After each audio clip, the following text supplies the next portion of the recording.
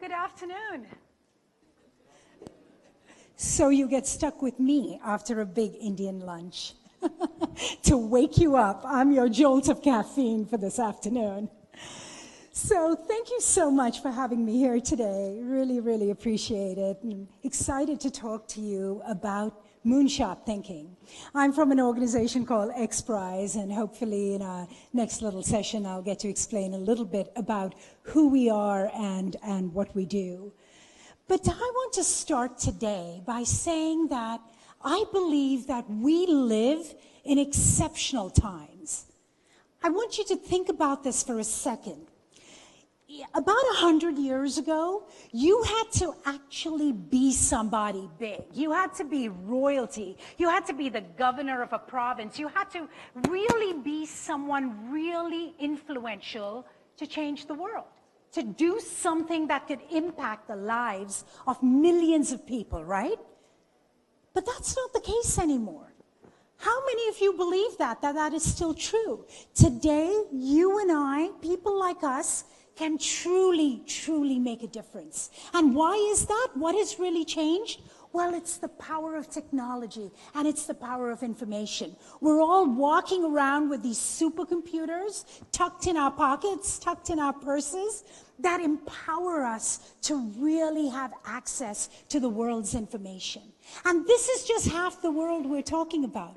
We still have another 3.8 billion people coming online in the next few years with all of their dreams and hopes and ideas. And we can only imagine what that kind of future world will really bring. So at XPrize, our mission is to create radical breakthroughs for the benefit of humanity. And I know that that's what all of you are here for today. You've probably heard this time and time again. You just heard Rini say it again. The time is now, right? Business as usual with incremental change, 10% change is just not going to cut it. It's not enough for the world that we live in today. And I really believe that this is going to take nothing short of a revolution. As humanity, we're kind of used to revolutions. We've been through quite a few of them through the ages, right? But the revolution that we are in now, I would say, is bigger and more impactful than the Industrial Revolution of the 1800s, more impactful than the Scientific Revolution of the 1900s. This is the revolution of knowledge and information. When information is getting integrated into the fabric of our business at a pace that is unprecedented. Let me give you a small example. By the year 2003, all of humanity had created about 5 exabytes of data. That's about 5 million gigabytes of data. That's a lot of data.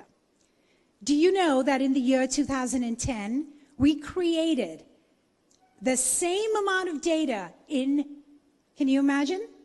How long? In 10 days. 10 days. And last year, it took us 2 minutes to create that amount of data. That is the speed of change. That is the speed of business. We know that. And yet, in the development sector, we don't have that thinking. We're still thinking about incremental steps. This is the time to think really big. This is the time for a new generation of dreamers and idealists. And I really believe that. I love the idealist word. I don't know about you guys. I've been called an idealist all my life because for 24 years I've worked in the social sector. I think that's nonsense. I'm an idealist, and it allows me to fuel great ideas for the world, just like with all of you. This is the time to be a new kind of idealist. This is the time I really believe that we need a moonshot. When I grew up in Mumbai, dreaming of the future. I was always a big science fiction fan, and I always, had these big dreams about the future. I dreamt of a very different future than I see right now. I dreamt that we would be living in cities that are amazingly integrated with nature, that use all of our resources harmoniously and wisely. But my hometown doesn't look like that anymore, right? It still kind of looks the same.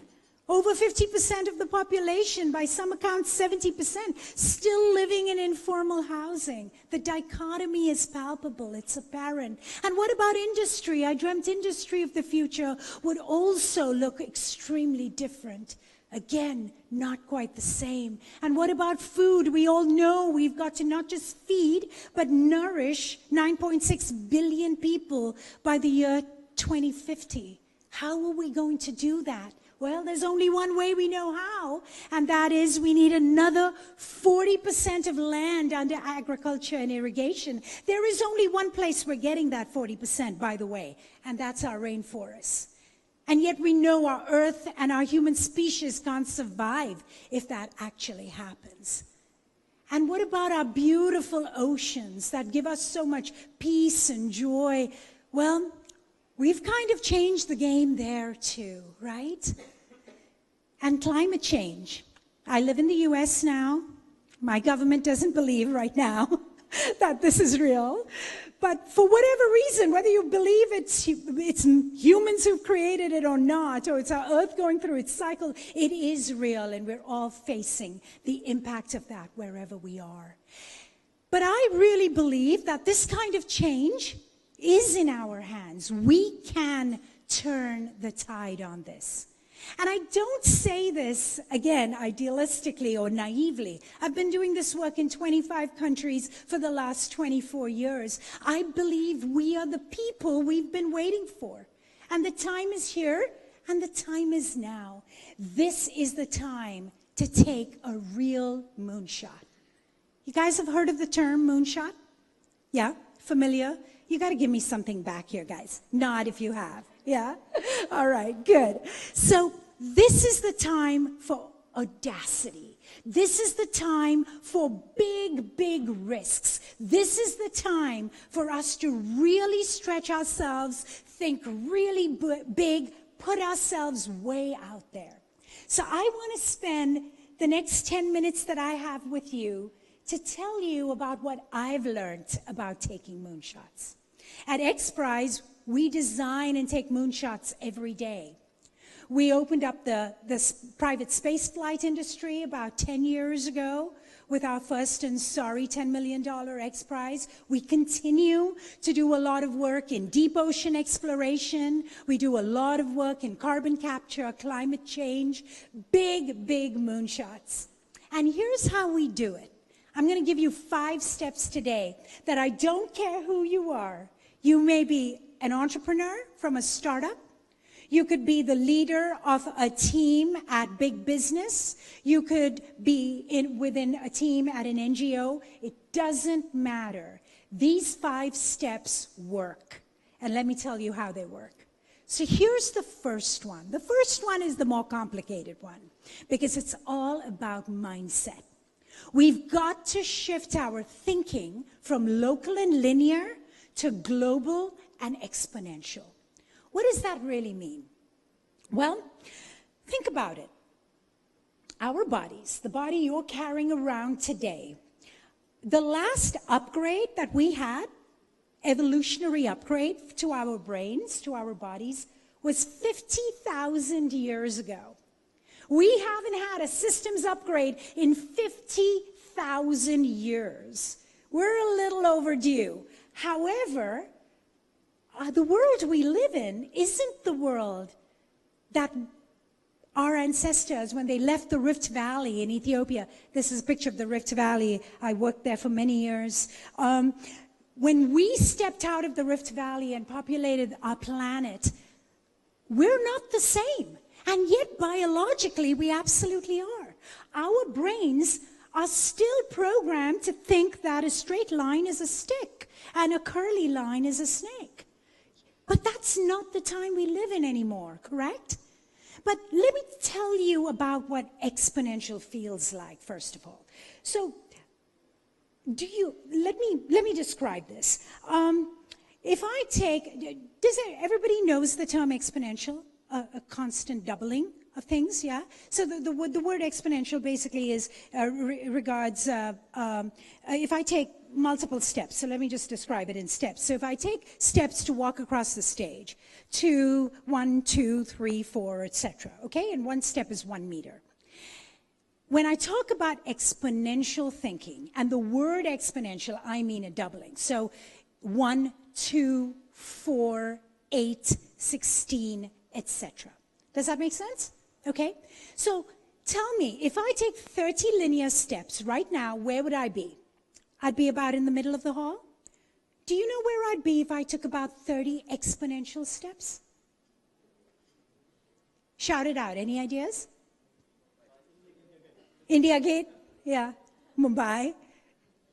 Actually, I would have gone around the surface of the earth 25 times.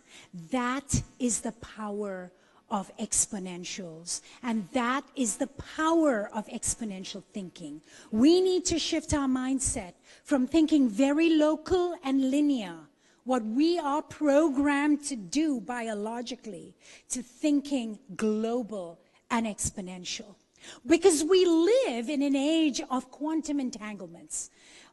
In physics, a quantum entanglement is when one particular particle in one part of the universe behaves a certain way, and immediately its sister particle, far across time-space, will behave exactly the same way. We live in that world today. Does anybody believe that if an incident happens, whether it's a tsunami or a bombing on the other side of the planet, we aren't affected by it?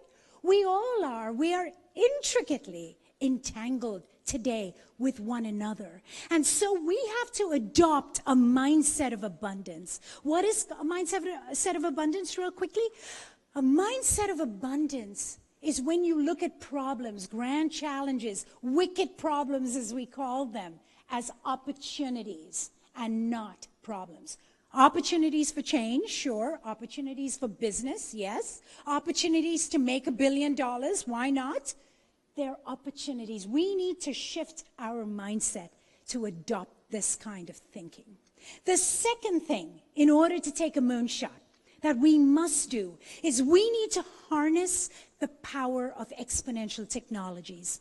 I personally have worked at the nexus of technology and entrepreneurship for greater good my entire career. And I will tell you that, as you all know, technology doesn't change the game. Technology alone can't solve problems. But it's an amazing catalyst. But what I'm talking about today is exponential technologies. Technologies like artificial intelligence, blockchain, 3D printing, machine learning, quantum computing, which is right around the corner, IoT, VR, AR. These are technologies that are going to change the game for us to solve the wickedest problems in the world. But it's not one of these technologies alone. Oh no, it's the convergence that we are seeing with these technologies. The convergence of what advanced sensors combined with deep learning algorithms are going to do for healthcare, for example, to prevent pandemics of the future. I can give you many examples from development here, but I'm not going to because I'm running out of time. Because we are living in what we understand today is the fourth industrial revolution. A time when our virtual, physical, and biological worlds are colliding at a speed never before seen. So tapping the power of these technologies and the convergence thereof is something that we must adopt to solve some of these big problems. I believe a lot in inspiration. We all get inspiration from different places. Here are a couple places I get inspiration from. One is science fiction. We believe at XPrize that we should transform science fiction into science reality. Everything we do, because we work with these exponential technologies, everything we do is deeply, deeply rooted in science and research. But science fiction is a wonderful way to jog your imagination and figure out what is possible for the future. I'll give you a real quick example. On October 24th, thanks to Radhika and the UN, we launched a water abundance XPrize that had to do with the atmospheric water extraction using only renewable energy. Where did we get that idea? The idea came from the Star Trek replicator. If there are no Trekkies in the room, I'll quickly tell you the replicator was a supercomputer that would give you anything you needed when you needed it. You want a glass of water, you ask for a glass of water. So we started thinking, what if we could have fresh water on demand, decentralized, decoupled from government systems, municipal systems, where you needed it, when you needed it. And we then designed the Water Abundance XPrize. Registration for this prize is actually closing tomorrow, and we have from over 20 countries, over about 65 teams from around the world already registered to compete in this very audacious prize. So, but to do this, again, it has to be rooted, not just sci-fi, not just dreaming, but in first principles thinking. Does anyone know what first principles thinking is here? First principles thinking is when you boil something down to its absolute core and build it up again. So we went, wait a minute, there's 12.5 quadrillion gallons of water in our atmosphere every single day. And when you take a little bit out, nature abhors a vacuum, so it fills it up. Imagine that. Nature is in perfect harmony, perfect balance. I wonder if we could extract a little bit to give water to the billions who are lacking fresh water on our planet. So again, first principles thinking allows you to take science fiction, be influenced by it, but root it in absolute reality. The other great inspirator for me always has been nature. Learn from nature. Biomimicry is full of amazing examples of how we can change things on our planet. I won't go too much into this, but I was just giving a future of agriculture talk in Canada, and we were talking about packaging and waste in packaging. Look to nature. Nature knows how to do this better than we do. We've had 4.5 billion years of rapid prototyping on our planet. Surely nature can teach us a few tricks. And last of all, we've got to put people in the center of change, right? Because who are we designing our projects and programs and interventions and technologies and business models for? It's real people in real world situations. Also just want to tell you about another prize we launched in India also on October 24th called the Women's Safety XPrize, also registration closing tomorrow, where we designed it very specifically, not just for women, and certainly not just for Indian women, but for the 5 billion people across the world who till today don't have any kind of government-provided reliable emergency service like we have in the US called 911. That's who we designed it for. So we have to put people in the center of change. You've got to find that sweet spot between technology and people, because it's people, after all, who are going to be adopting this technology and riding us all into this future. We have an amazing saying that we say this all the time at XPrize. Our founder, Peter Diamandis, has written about this. The day before something is a breakthrough, it's a crazy idea. Think about it for a second. The day before something is a breakthrough, it's still a crazy idea. How many times have you run across that, where someone has said, can't be done. All the experts will tell you it can't be done.